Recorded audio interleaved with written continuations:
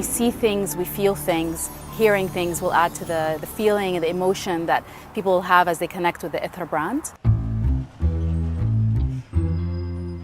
Hello. Of course. Sorry. Everyone has preconceptions at the moment about when they say sonic branding or music branding, they think of the Intel logo. Now that is in the past. What I was trying to do with writing this was something that is a measured response to a building of that magnitude. Something that has a bit of gravity to it.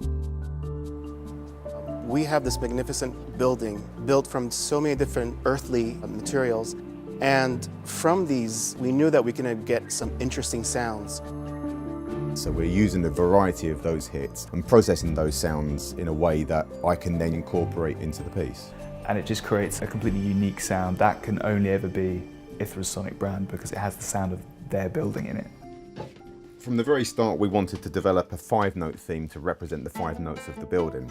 And I wanted to be able to use this theme, whether that's for online content or for award shows. It's still the Ithra theme.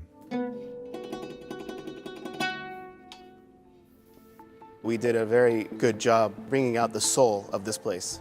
The outcome was beautiful.